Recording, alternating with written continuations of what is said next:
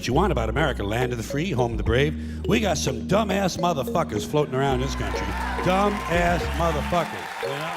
Yeah. Now, obviously, that doesn't include this audience. I understand that. You seem intelligent and perceptive, but the rest of them, holy jumping fucking shitballs. Dumber than a second coat of paint. And this ain't just ranting and raving. This ain't just blowing off steam. I got a little evidence to support my claim. It just seems to me, that only a really low IQ population could have taken this beautiful continent, this magnificent American landscape that we inherited. Well, actually, we stole it from the Mexicans and the Indians, but hey, it was nice when we stole it. It looked pretty good. It was pristine. Paradise. Have you seen it lately? Have you taken a good look at it lately? It's fucking embarrassing. Only a nation of unenlightened half-wits could have taken this beautiful place and turned it into what it is today, a shopping mall. A big fucking shopping mall. You know that? That's all you got. That's all you've got here, folks. Mile after mile of mall after mall. Many, many malls. Major malls and mini malls. They put the mini malls in between the major malls. And in between the mini malls, they put the mini marts. And in between the mini marts, you got the car lots, gas stations, muffler shops, laundromats, cheap hotels, fast food joints, strip clubs, and dirty bookstores. America the Beautiful. One big transcontinental commercial cesspool. And how do the people feel about all this? How do the people feel about living in a coast-to-coast shopping mall? Well, they think it's just fucking dandy. They think it is cool as can be, because Americans love the mall. They love the mall. That's where they get to satisfy their two most prominent addictions at the same time, shopping and eating. Millions of semi-conscious Americans, day after day, shuffling through the malls, shopping and eating, especially eating. Americans love to eat. They are fatally attracted to the slow death of fast food. Hot dogs, corn dogs, triple bacon, cheeseburgers, deep fried butter, dipped in pork fat and cheese whiz, mayonnaise, soaked barbecue, mozzarella, patty melts. Americans will eat anything. If you were selling sauteed raccoons' assholes on a stick, Americans would buy them and eat them, especially if you dipped them in butter and put a little salsa on them. This country is big time, pig time. Forget the bald eagle. You know what the national emblem of this country ought to be? A big bowl of macaroni and cheese. A big bowl, because everything in this country is king size. King size, extra large, and super jumbo, especially the fucking people. Have you seen some of the people in this country? Have you taken a good look at some of these big fat motherfuckers walking around? Big fat motherfuckers. Oh my God, huge piles of redundant protoplasm lumbering through the malls like a fleet of interstate buses. The people in this country are immense, massive bellies, monstrous thighs, and big fat fucking asses. And if you stand there for a minute and you look at one of them, you begin to wonder, how does this woman take a shit? How does she shit? And even more frightening, how does she wipe her ass? Can she even locate her asshole? She must require assistance. Are paramedics trained in this field?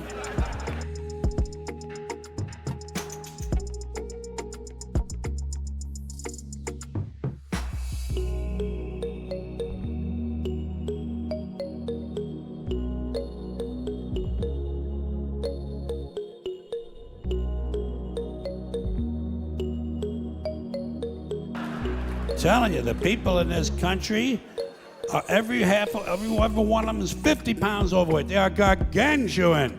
And in the summertime, God help us, in the summertime, they all want to wear short pants.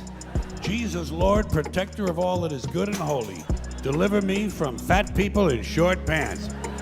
They all got short pants, big bellies, fat thighs, and dumb kids. Short pants, big bellies, fat thighs, and dumb kids. Every one of them's got two dumb-ass kids with them.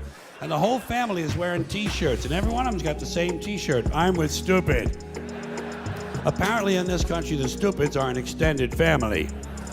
And besides wearing them T-shirts, everyone in the family's got on a backpack. They got a backpack strapped to their back so they can carry around lots of stupid shit. And the reason they got to carry their stupid shit strapped to their backs is because their hands must remain free at all times to hold food. And to get that food up to the mouth where it gets shoveled in with all the rest of the disgusting shit they ate that day. Another reason for the backpacks is these people are going to buy even more stupid shit. They ain't got enough stupid shit at home. They just had a stupid shit sale. They ain't going to buy more.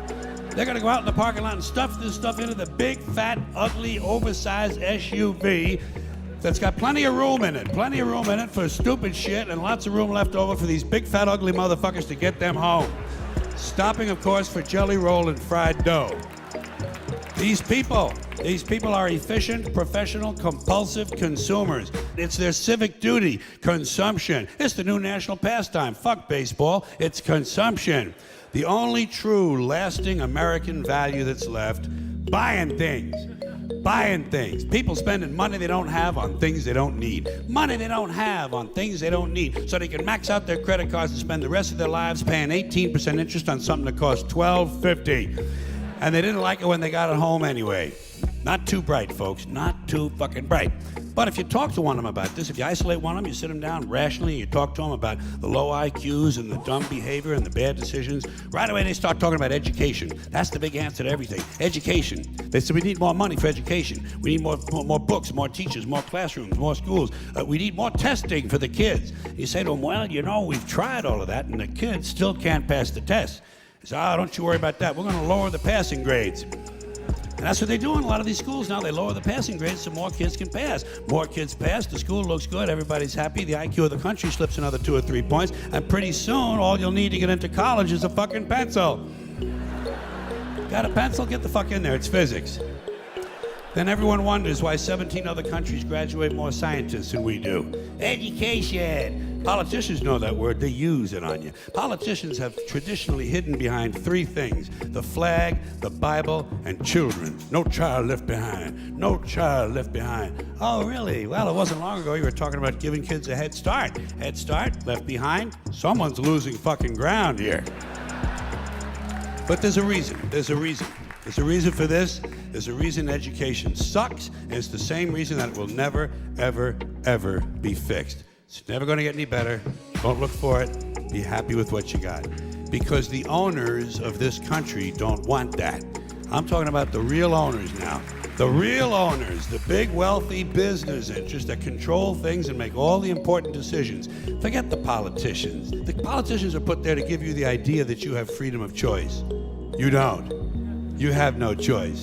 You have owners. They own you. They own everything. They own all the important land. They own and control the corporations. They've long since bought and paid for the Senate, the Congress, the state houses, the city halls. They got the judges in their back pockets.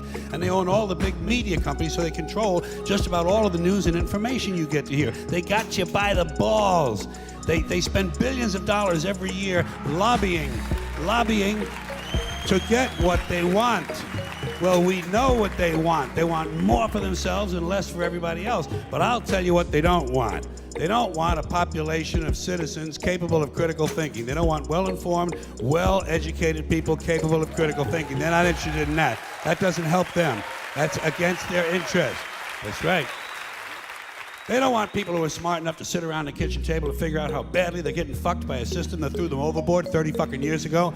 They don't want that. You know what they want? They want obedient workers. Obedient workers. People who are just smart enough to run the machines and do the paperwork and just dumb enough to passively accept all these increasingly shittier jobs with the lower pay, the longer hours, the reduced benefits, the end of overtime, and the vanishing pension that disappears the minute you go to collect it. And now they're coming for your Social Security money. They want your fucking retirement money. They want it back, so they can give it to their criminal friends on Wall Street. And you know something? They'll get it. They'll get it all from you sooner or later, because they own this fucking place. It's a big club, and you ain't in it.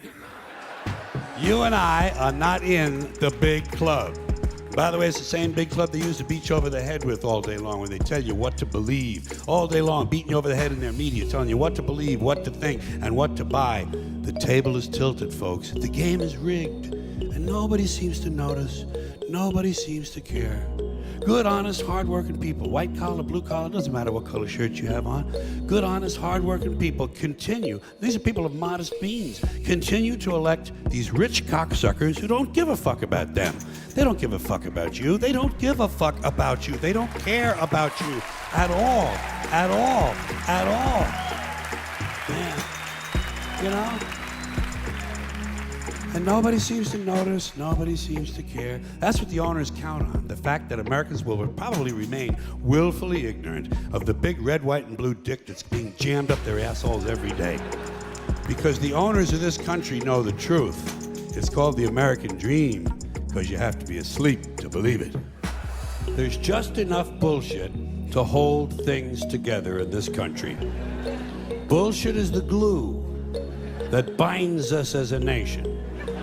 Where would we be without our safe, familiar American bullshit? Land of the free, home of the brave, the American dream. All men are equal, justice is blind, the press is free, your vote counts. Business is honest, the good guys win. The police are on your side. God is watching you. Your standard of living will never decline. And everything is gonna be just fine. The official national bullshit story. I call it the American okey doke. Every one of those items is provably untrue at one level or another, but we believe them because they're pounded into our heads from the time we're children. That's what they do with that kind of stuff. They put it in the heads of kids. They pound it in there because they know kids are too young to be able to mount a sophisticated argument against these kind of ideas. And so kids, and up to a certain age, by the way, kids are going to believe everything a grown-up tells them, everything. So kids never learn to question things. Nobody questions things in this country anymore. Nobody questions things. Why? People are too fat and happy. People are way too fucking prosperous for their own good. Everyone's got a cell phone that'll make pancakes and rub their balls now, you know? So nobody wants to rock the boat. And people just gizmo. Americans have been bought off and silenced by gizmos and toys. And as a result, no one's ever learned to question things. No one questions things in this country anymore. No one questions things. Now, okay. You remember Barbara Bush? I call her the silver douchebag. You remember her? Barbara Bush. She is the mother of Governor George Bush. I call him Governor Bush because that's the only elected office he ever held legally in our country. Okay? George Bush, Governor Bush.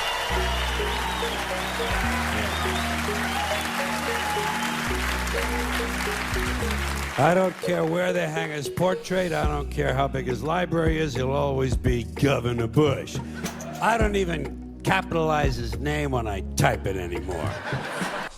Much more important to teach children to question what they read. Children should be taught to question everything. To question everything they read, everything they hear. Children should be taught to question authority. Parents never teach their children to question authority because parents are authority figures themselves, and they don't want to undermine their own bullshit inside the household. So they stroke the kid, and the kid strokes them, and they all stroke each other, and they all grow up all fucked up. Now, there's one thing you might have noticed I don't complain about.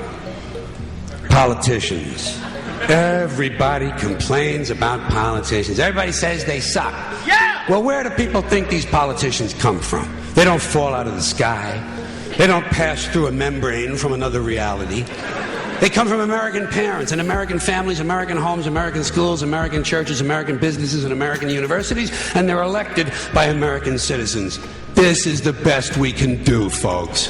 This is what we have to offer. It's what our system produces. Garbage in, garbage out. If you have selfish, ignorant citizens, you're going to get selfish, ignorant leaders. And term limits ain't going to do you any good. You're just going to wind up with a brand new bunch of selfish, ignorant Americans. So maybe it's not the politicians who suck. Maybe something else sucks around here. Like the public. Yeah, the public sucks. There's a nice campaign slogan for somebody. The public sucks. Fuck hope. Fuck hope. Because if it's really just the fault of these politicians, then where are all the other bright people of conscience? Where are all the bright, honest, intelligent Americans ready to step in and save the nation and lead the way? We don't have people like that in this country. Everybody's at the mall, scratching his ass, picking his nose, taking his credit card out of his fanny pack and buying a pair of sneakers with lights in them. So I have solved this little political dilemma for myself in a very simple way. On Election Day, I stay home. I don't vote. Fuck them. Fuck them. I don't vote. Two reasons I don't vote. First of all, it's meaningless. This country was bought and sold and paid for a long time ago. The shit they shuffle around every 4 years doesn't mean a fucking thing. And secondly, I don't vote because I believe if you vote, you have no right to complain. People like to twist that around, I know. They say, well, if you don't vote, you have no right to complain. But where's the logic in that? If you vote, and you elect dishonest, incompetent people, and they get into office and screw everything up, well, you are responsible for what they have done. You caused the problem. You voted them in. You have no right to complain. I, on the other hand, who did not vote, who, in fact, did not even leave the house on election day, am in no way responsible for what these people have done and have every right to complain as loud as I want about the mess you created that I had nothing to do with. So I know that a little later on this year you're going to have another one of those really swell presidential elections that you like so much. You'll enjoy yourselves. It'll be a lot of fun. I'm sure as soon as the election is over, your country will improve immediately. As for me, I'll be home on that day doing essentially the same thing as you. The only difference is when I get finished masturbating, I'm going to have a little something to show for it, folks. Thank you very much.